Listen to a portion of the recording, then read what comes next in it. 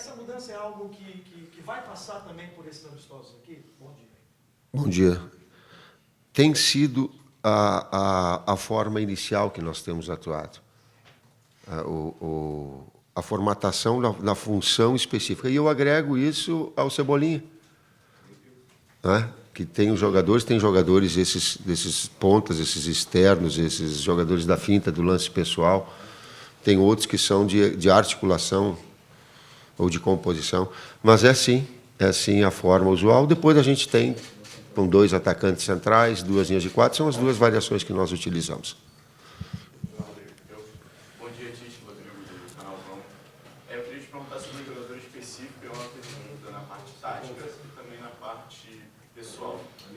O Vinícius Júnior, ele, na parte tática, eu queria perguntar se você enxerga ele jogando pela esquerda e pela direita, como que você enxerga ele dentro de campo.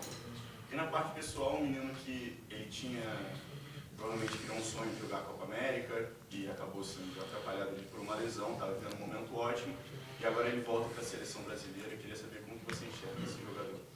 Vou começar pela pessoal, porque eu entendo que um atleta é antes pessoa e depois jogador de futebol. Tudo aconteceu e eu conversei com ele, nós tivemos a oportunidade. O Kleber também, coincidentemente, a gente tem feito abordagens individuais com toda a comissão técnica. E o Kleber também conversou com ele, e eu conversei com ele para o lado pessoal, e ele me colocou, ele disse, as coisas aconteceram muito rápidas, e eu disse isso a ele, muito rápida na tua vida. A tua formação com o Guilherme e com o Amadeu, e nós já tínhamos as informações, a gente conversou bastante com eles, do garoto que ele é, e às vezes a gente hiperestima a capacidade dele de maturidade, de um atleta que ontem, ou alguns anos atrás, na sua base do Flamengo, e agora chega em Real Madrid. E cria-se uma expectativa muito grande em cima de um desempenho que ele também traz. Mas que essas oscilações, e aí eu entro na parte técnica, elas acabam sendo naturais. Se a gente voltar no tempo, e foi um dos aprendizados que eu tive em determinado momento com o Matheus. Matheus, eu estava brabo, para não dizer puto da cara, com um determinado atleta, e ele olhou para mim e disse assim, que idade tu tem? E eu falei, 56 na época, 2 anos atrás. Ele disse assim, tu lembra quando tu tinha 25, 26? Ele disse, então dá um tempo para que as coisas aconteçam. A gente aprende às vezes com o jovem. E eu aprendi, então, tem que ter cuidado e tem que ter essa relação de saber que o Vinícius é um garoto que está amadurecendo com uma expectativa toda e que pode aflorar e ter um desempenho e retomar processos normais, técnicos, porque o técnico vai estar ligado a esse lado emocional de maturidade dele. Ô, Titi, deixa eu voltar aqui a pergunta do Neymar, sobre o Neymar, mas um pouquinho diferente. Se eu tiver errado, você pode me corrigir. Parece que antes da Copa América, a seleção jogava muito em função dele, a bola tinha que passar no pé dele, e na Copa América a gente viu um conjunto muito grande com os atacantes se destacando por isso. Você acha que o Neymar trabalhando, de repente, no conjunto da Copa América, o futebol dele pode ser ainda melhor na seleção?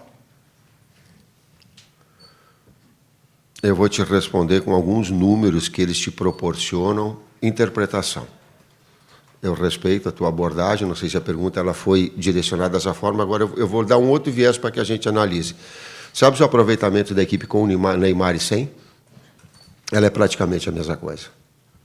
Então, a equipe ela se fortaleceu em relação a isso. Ao mesmo tempo, o Neymar é indispensável. Ele é indispensável. E aí também dou número para que a gente interprete. 50% dos gols, quando o Neymar está em campo, eles são dele ou são de assistência dele. Moral da história, a equipe precisa da individualidade do grande atleta. O grande atleta precisa da equipe.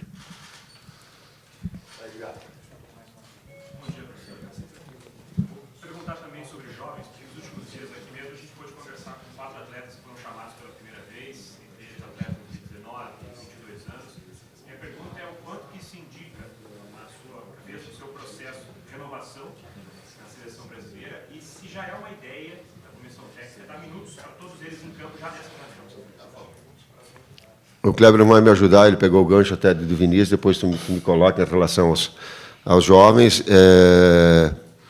Só o próprio fato de estar, eu pego uma introdução, de eles estarem na seleção e a gente acompanhar os treinamentos, né? E vou pegar um gancho também, vou fazer uma inconfidência do Vinícius. Vinícius falou para o Casimiro, me ajuda quando eu chegar na seleção, tá? Ele disse que nós todos estamos para ajudar. A gente olhar também esse outro lado de fortalecer eles todos. São momentos, né? A gente com esses 42 jogos e em 3 momentos de amistosos antes da Copa, de amistosos após a Copa do Mundo e de amistosos agora. Servem para que a gente possa conhecer mais de perto alguns talentos que vão surgindo. E o Brasil tem essa característica, né? Então, a gente tem ido acompanhar os atletas nos seus treinamentos, nos seus jogos, tem conversado com comissões técnicas, tem buscado informações, mas precisa também estar perto deles, vê-los treinar, vê-las suas reações, né? Trabalhar junto com jogadores experientes.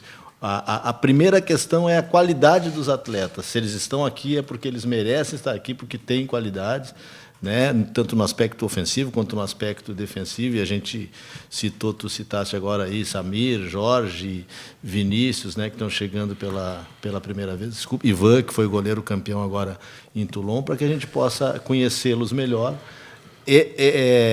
Quando a gente fala em oportunizar e observar, não só em jogos, e para nós tem essa profundidade, em treinamentos e na convivência do dia a dia.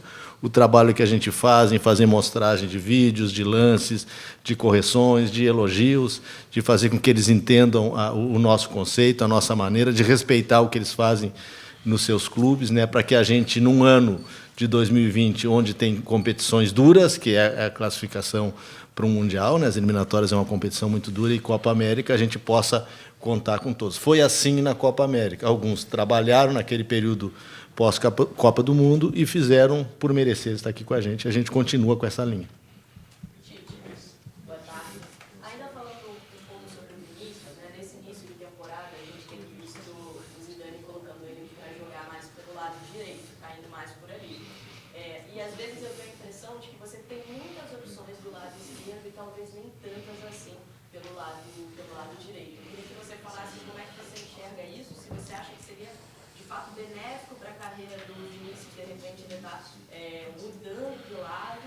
E queria te perguntar também sobre o Bruno Henrique. Ontem você me parece que colocou ele para jogar mais adiantado, mais uma referência, e você fala muito com o Abel gostava de usar o Bruno Henrique como um falso 9 no centroavante.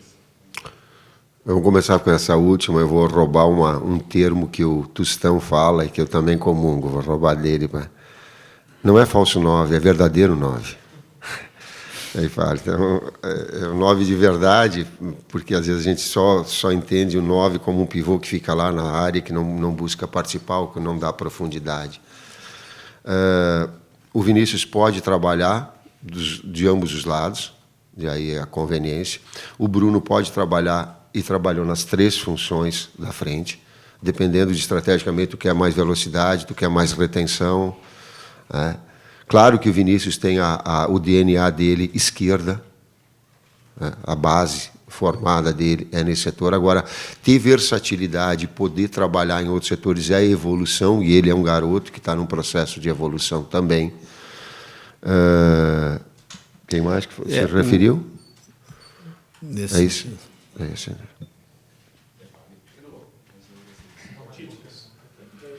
Você falou um pouquinho do nosso futebol, que a gente já tem definido Inter e Atlético Paranaense, vão decidir a Copa do Brasil, 11 e 18, e tem uma semi entre Grêmio e Flamengo.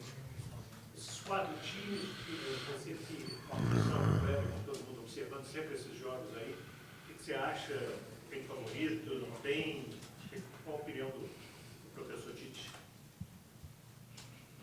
Mas dá tua aí antes, deixa eu fugir o jogo de ontem do Grêmio com o Atlético provou que não tem favoritismo, né? O Grêmio faz uma vitória em casa por 2-0, com um time experiente, com um time que joga um dos melhores futebol dentro do país, e vai e perde para o Atlético, que em casa é muito forte, né? E que também vem jogando um grande futebol.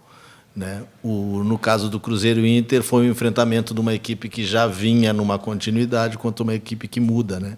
E na mudança as dificuldades aparecem, né? Então o Inter fez um grande resultado fora e conseguiu com tranquilidade em um grande jogo ontem classificar. Então são duas grandes equipes com dois novos treinadores que têm conceitos bem definidos, que têm excelentes trabalhos, né?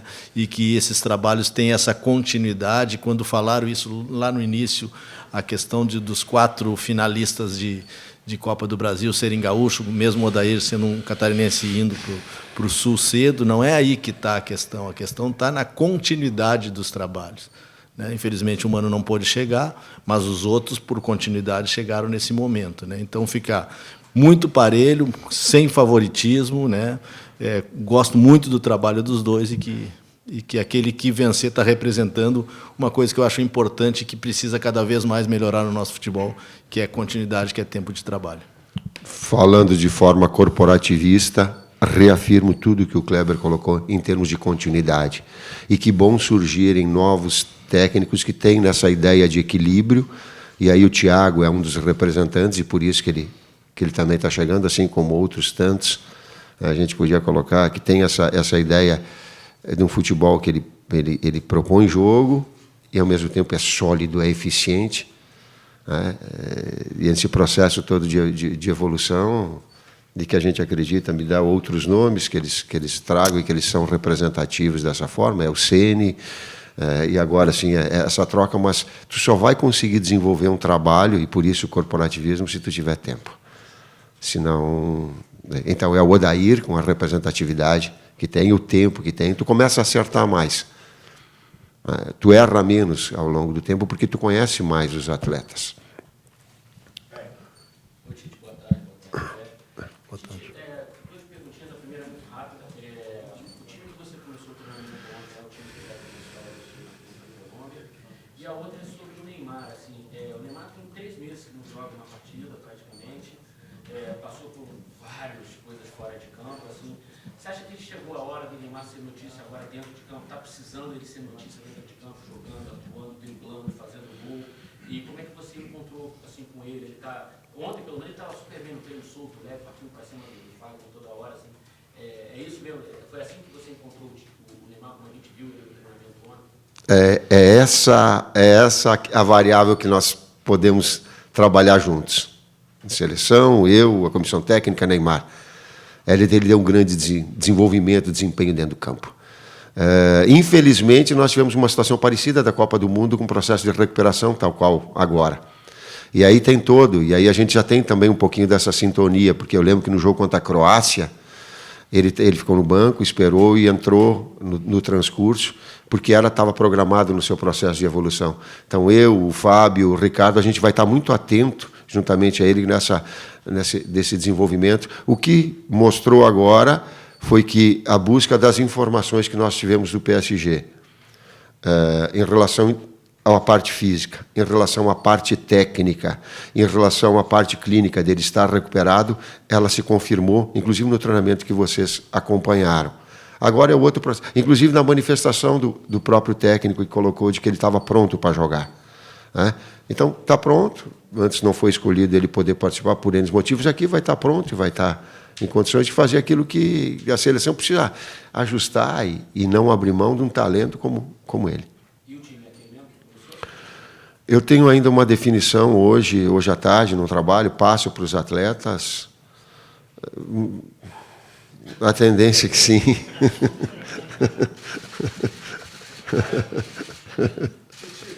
Você falou ainda há pouco que há um tempo atrás você ficou puto da cara com um jogador.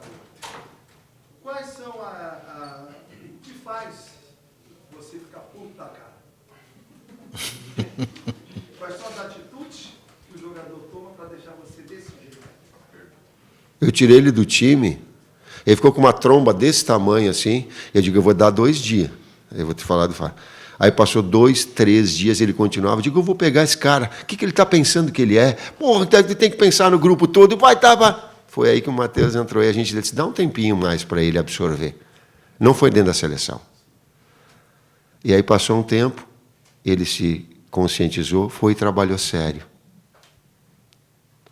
Então, às vezes, esse time que o jovem tem, às vezes eu não tenho mais tanto, eu não tinha tanta paciência, mas a gente consegue um passar para o outro um pouquinho de compreensão da situação. Essa foi o exemplo. Maria. Oi, Tite, tudo bem aqui atrás?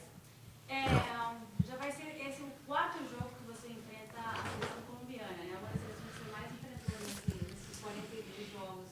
Acho que junto com a Argentina é a adversária que você mais tem enfrentado. Queria saber, já que você tem esse histórico no amistoso e 2 jogos de eliminatória contra a seleção colombiana, queria saber em que nível você acha que está a seleção colombiana hoje em dia? E fazendo outra pergunta também, acho que na Copa América você falou sobre o Carlos Queiroz umas 2 ou 3 vezes em coletiva. Eu queria saber o que você sabe, obviamente você conhece o Queiroz e tal, mas queria saber como é que vai ser enfrentar agora o Carlos Queiroz, o novo técnico da seleção colombiana. Eu faço a primeira parte, o Kleber complementa depois. Quando nós enfrentamos nas eliminatórias, foi a seleção que mais embate técnico nós tivemos, tanto lá quanto em casa. Os 2 jogos foram muito difíceis, com imposição física, competitividade leal e qualidade técnica. Os 2 jogos foram de alto nível. O amistoso a gente tira, estava descaracterizado, mas teve. Então o Pekerman já vinha com uma base montada com muita qualidade. Faça-se esse registro. Fez a Copa do Mundo com a qualidade que fez. Nós trouxemos agora e buscamos nesse enfrentamento uma equipe que ela continua sólida, independentemente de não estar com o Rames, e com jogadores importantes. Falando do Queiroz, a experiência, a qualidade dos trabalhos por ele realizado, né, nesse novo momento dele na Colômbia. A gente começou a acompanhar a Colômbia para esse jogo a partir dos amistosos e da Copa América, né? É uma equipe renovada no sentido de idade, tem um jogador, fora o Ospina, o Quadrado, acima de 30 anos, né, jogadores com características diferentes. Na perda, nessa convocação do James e do Cardona, perde um jogador de articulação, ganha jogadores de velocidade e de força pelos lados, perde um jogador de articulação, quando o Tite fala que não tem o 9, como é o falso 9, são 2 9s de características diferentes, deve jogar o Zapata com mais força, com arrastar, né? E o Falcão, que vinha jogando como titular, um jogador mais clássico, com uma bola mais refinada, e essa mudança que vem acontecendo, principalmente no setor defensivo, de jogar 2 laterais, zagueiros como laterais, o Tecilo e o Medina, muda também um pouquinho a característica da equipe, né?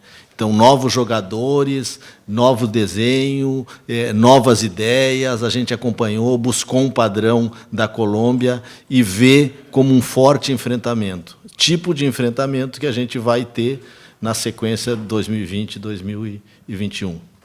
Quando Alex Ferguson fala que gostaria de ter mantido o Carlos Queiroz para que fosse o técnico do United, ele já fala por si só da característica e da qualidade que ele tem.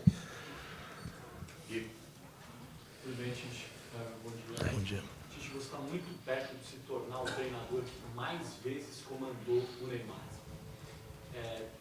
Um universo gigantesco de jogadores que você já, na seleção, né, de jogadores que você já comandou, em que patamar você coloca o Neymar, e como você avalia a evolução da sua relação com ele, a relação atleta-treinador? Começou com rivalidade, Santos e Corinthians, até chegar hoje em dia, o seu camisa 10, um atleta que você tem muito carinho, que já falou pra gente muitas vezes. Enfim, de que forma você avalia e em que patamar você o coloca dentro do universo de jogadores que você comandou? Do universo que eu comandei? Pô, é difícil, cara. Eu tenho uma opinião já, eu vou repetir, posso modificar ao longo do tempo, eu não tenho uma mesma opinião formada sobre tudo o tempo todo. As coisas elas modificam como elas se mostram. O Neymar é top 3 para mim. E eu vou dizer, de qualidade técnica individual, eu coloco Messi acima, Cristiano Ronaldo, porque são outras gerações, estão repetindo. Aí eu pego uma outra geração formada. Ele e Hazard são os 2 jogadores, para mim, extraordinários.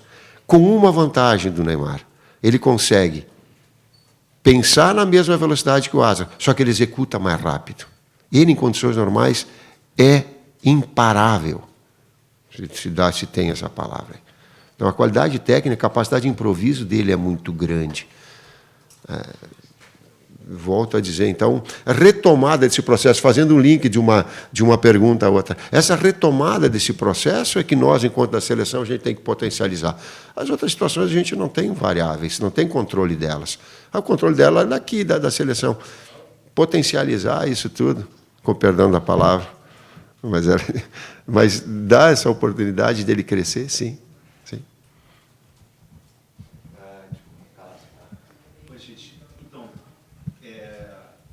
Você está preocupado com a situação dele no clube atual? Porque ele passou por um processo um pouco traumático nas últimas semanas, né? Não sei se traumático, mas estressante. Foi, assim, ele sofreu uma represália muito grande da torcida, né? Foi afastado do treinamento dos jogadores do clube. E agora ele está numa situação um pouco... Ninguém sabe muito bem o que vai acontecer, pelo menos a gente que vê a situação desde fora. Você, antes, na convocatória, na convocação, você conversou com o Leonardo, era na época ainda a janela estava aberta.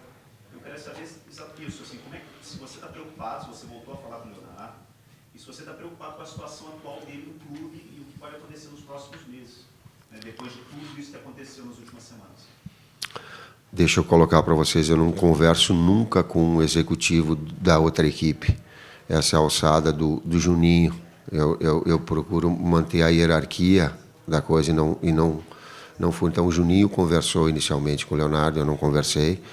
Conversei com o Neymar depois, ele especificamente. Às vezes, quando tem, e eu não falo inglês, eu consigo entender o espanhol, com algumas situações eu converso, outras há um interlocutor aí para quando eu conversar com o técnico. A preparação física toda, a gente tem um acompanhamento pelo Ricardo e pelo Fábio de toda a situação do Neymar. A situação clínica, médica, todo o doutor Rodrigo tem. Nós não somos irresponsáveis de fazer uma situação que ela vai contra a saúde do atleta. A gente não faz isso. Então, para que ele possa... E Calaz, essa variável é uma variável que me foge da mão. Eu, enquanto técnico de clube, eu poderia ter ela. Eu não tenho. O que eu tenho? O que eu posso ajudar? O que nós, enquanto seleção, podemos fazer para o benefício da seleção, não meu? Que ele jogue muito, que ele jogue na função, que essa organização da equipe ela possa se estabelecer, que dê ele a condição de apresentar todo o seu potencial, todo o seu futebol. Isso eu posso. É isso que nós vamos trabalhar. Mas não te preocupa com essa possibilidade dele, de repente... Sim. Sim, e torço para que ela se resolva, mas é uma variável que foge, que ela não está na minha alçada, que ela não está na dimensão da minha solução. Eu torço, o que eu posso fazer é torcer. Mais do que isso, eu não tenho ingerência. Tite, como tem sido esses 2 meses de trabalho já junto com o Juninho Paulista?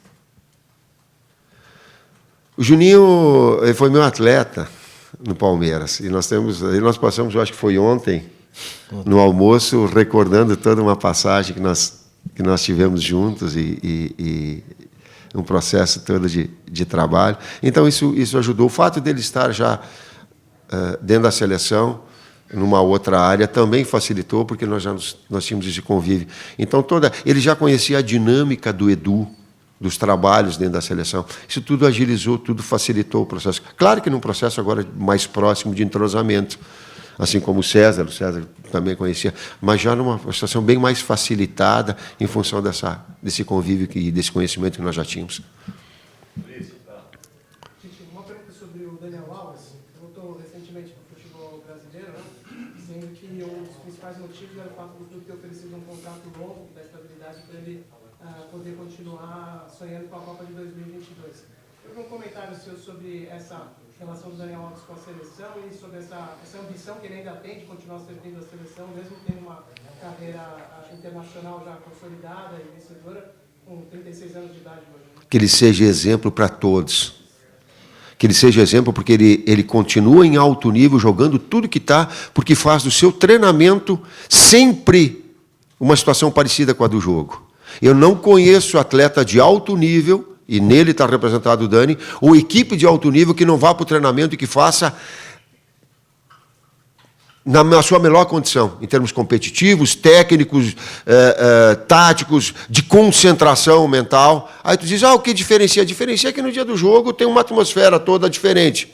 Tá, mas então essa variável a gente não controla, a outra a gente controla. E ele é um exemplo, ele talvez para o mais jovem, que seja para aquele garoto que está... O Vinícius, eu acho que é o mais jovem. Sim. Que ele seja... E ele é exemplo para isso. E que fomente, sim, os seus objetivos individuais.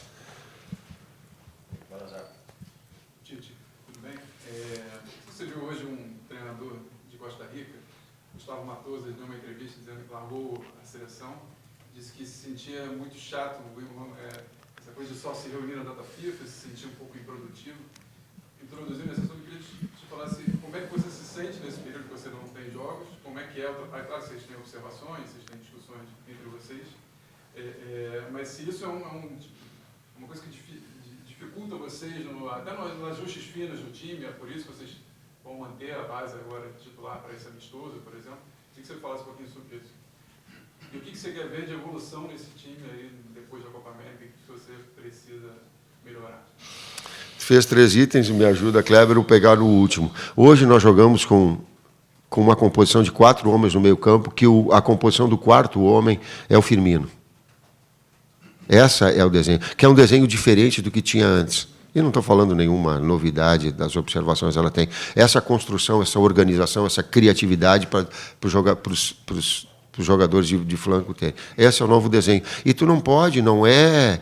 Isso exige tempo até. Coordenação fina, tu falou em coordenação, em acompanhar o raciocínio de cada um, a rapidez. Então, daqui a pouco, facilitar essas possibilidades que os atletas têm entre eles. A gente teve que... Essa é uma parte. A outra é que eu tive que me reinventar e criar uma nova rotina. E eu lembro do que o César pode te dar uma resposta mais categórica. Ele disse assim, cara, a gente não sabia qual é que é a rotina que vocês faziam de acompanhamento para depois o atleta chegar aqui e a gente fazer observações importantes. Então, ela passa, assim, por se reinventar. Ele me incomoda em algumas vezes, me incomoda. Eu queria estar mais tempo junto? Sim. Eu acredito que poderia, daqui a pouco, contribuir mais na formação de um atleta? Sim. Mas também eu lutei muito, eu trabalhei muito para chegar com a oportunidade, o meu trabalho de chegar na seleção, que é um marco maior. Então, são etapas que a gente tem que construir. Eu só queria fazer um complemento, não sei a rotina de trabalho desse treinador, né? É Matoso que tu fala, né? Não sei a rotina, as seleções têm rotinas diferentes, mas uma coisa que ameniza muito essa questão de estar no campo é a rotina que a gente criou. Diariamente, das 10 da manhã às 7 da noite, trabalhando, discutindo, analisando, pesquisando, viajando para assistir treinamentos, conversando, recebendo pessoas dentro da sede para que possam ampliar o nosso conhecimento, com leitura, uma série de fatores que preenchem o nosso dia. Quando o Tite colocou essa questão do César, que chega para uma relação diferente, ele sente o peso disso, né? Entrou, mergulhou e sai do mergulho no final do dia, né?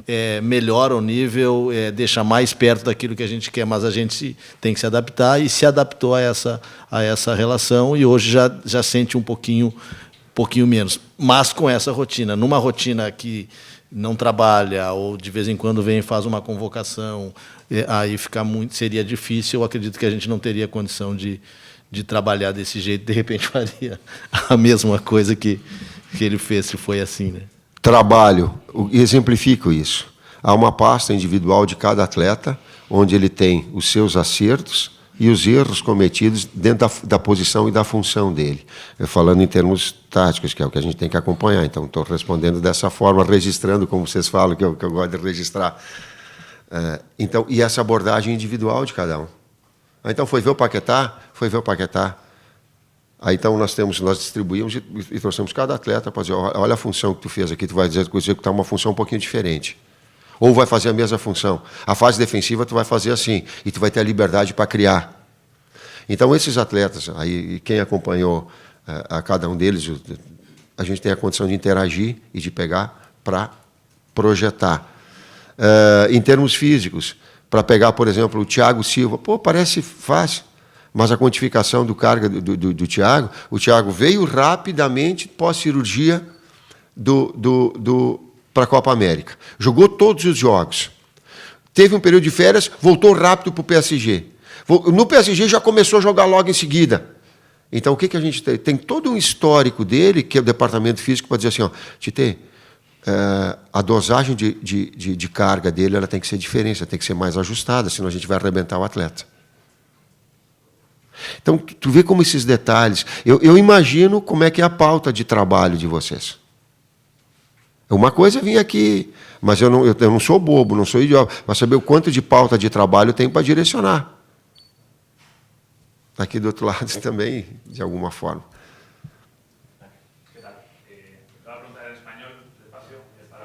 Despacito, sí. Sobre la situación de Vinicius actualmente, no tanto si juega por derecha o por izquierda, sino más lo que puede ser esta temporada para él. Con Solari él tenía muchos minutos, jugó muchas veces incluso como titular, y de momento con Zidane parece que cuenta menos con él. Incluso dice gente que está en el día a día del equipo que le ven triste. ¿Cómo le veis vosotros y cómo creéis que puede ser esta temporada para él jugando en el Real Madrid, en su progresión? Primeiro é compreender o lado humano do garoto de 19 anos. Tem que ter, e ela está linkada, o desempenho está ligado à confiança. E que, às vezes, essas oscilações elas vão acontecer de desempenho. Por quê? Porque ele é jovem. Um garoto que tem um potencial do 1 contra 1 e uma velocidade, e eu digo assim que ele tem 6, 7 marchas. Normalmente os carros têm 5. Ele tem 6, 7 pela velocidade que ele tem. E tem algo que ele precisa acrescentar ao longo do tempo. Alguns posicionamentos que eles são importantes, a fase defensiva dele, às vezes o ímpeto de... Mas seguramente tanto o Solari quanto o Zidane sabem desse processo. E sabem dessa evolução que o atleta vai ter, que é natural para um garoto de 19 anos. O que a gente deva ter sempre o cuidado, por isso que eu falei do lado humano, de saber que às vezes as correções acontecem, mas não é da pressão exagerada, mas da orientação, da cobrança com orientação. Talvez ali esse processo evolutivo ele vai se dar normal. A utilização mais ou menos, ele depende, o próprio treinamento vai dar essa condição também de jogo para que ele tenha. Porque é um jogador carismático também muito grande. Ele tem um carisma muito forte. A gente gosta dele de graça. Né? Então, por aí. Tite, ontem a gente não acompanhou o treino com a parada, não saí do céu. Mas a gente imagina o que você treinou.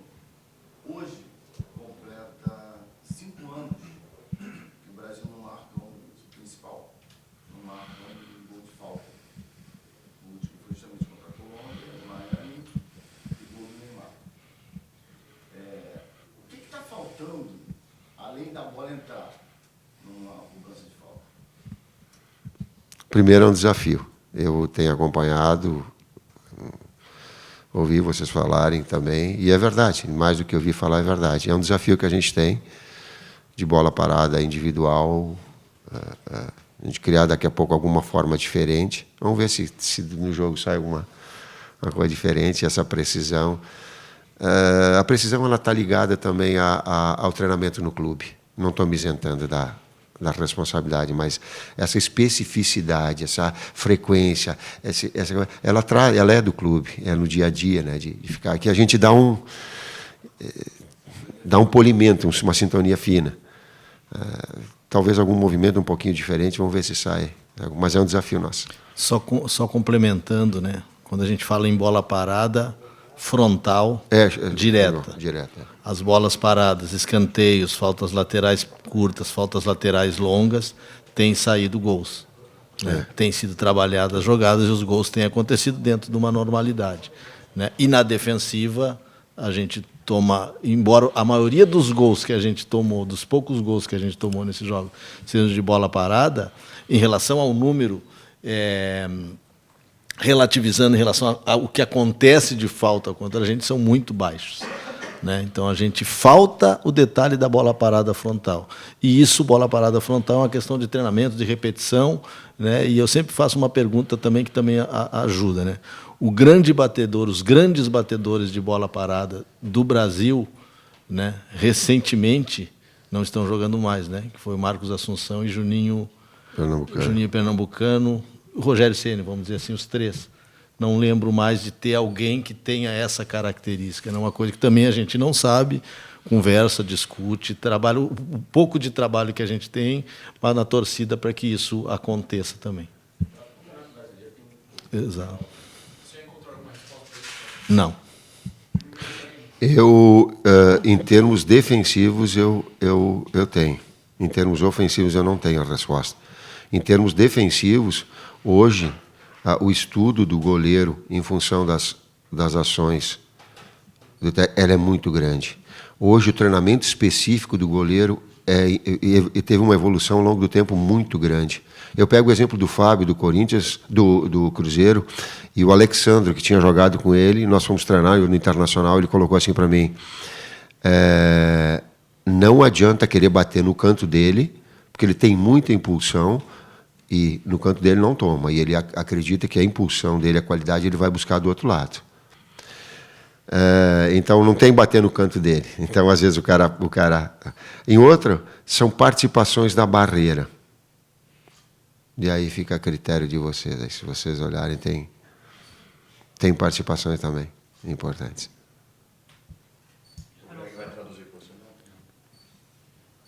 Oi? Não, de saltar, de sincronia no salto. Quando tu sincroniza o salto no momento exato da batida e tu tem a coragem de infiltrar, tu vai ver que tem jogadores que interceptam barreira, tal qual se ela passar, ela é gol. Mas aí tu tem que ter dois atributos, tu tem que ter a envergadura, tu tem que ter a coragem e coordenação. Na hora que for bater e essa bola sai, tu faz a coordenação do salto, senão tu pega descendo. Quantos gols tu vê a bola, o cara virando barreira, virando o rosto, virando o lado, e essa bola passa. É detalhe mínimo, sim, mas mas não é esse o... Você é treinado? Sim. A nossa barreira, sim. Sim, ele é treinado. Eu me lembro que no Corinthians nós tivemos assim, aí foi o Guerreiro recém tinha chego, e deu uma falta frontal, e eu digo, coordena. Aí bateu e ele subiu atrasado. Eu falei assim, ó, se é para ficar sem coragem para estar olhando a bola, pode tirar, eu tiro da barreira. E se vocês pegarem o jogo contra a Argentina, o Messi bate uma falta e a barreira toda sobe, e o Casemiro tira de cabeça e ele sai vibrando. Por quê? Porque se ela passa ali, quase não dá tempo de reação para a goleira. Ela é muito forte, ela é muito rápida. Seguirem. Hello, sir. Sorry, I don't speak your language, but it's a question for French media. Neymar didn't play games during the summer in Paris. It was a complicated summer. How do you judge him today, physically and mentally?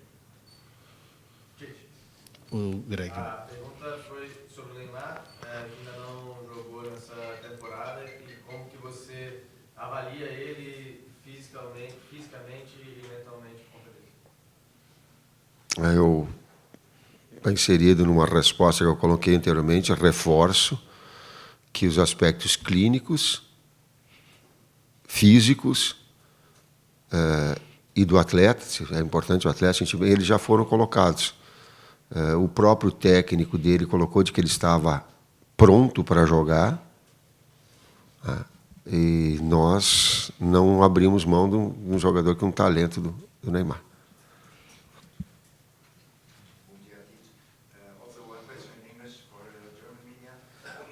How do you see Coutinho these days, and what do you think about his transfer to Bayern Munich? Is it going to help him for the future? Como você vê o Coutinho, que agora se transferiu para a Alemanha, como você vê essa transferência e como que isso pode ajudar no seu futuro? Nós acompanhamos o Couto jogando no Bayern 4-2-3-1, ele jogando atrás do Lewandowski, com um jogador com uma liberdade de criação. Uma participação inicial, acho que foram 35 minutos que ele entrou no jogo, depois jogou o tempo inteiro. É um jogador que tem um nível técnico muito grande, uma qualidade muito grande, e tomara que ele tenha uma continuidade, também essa fica a torcida, uma continuidade, para que ele possa desenvolver todo o seu potencial.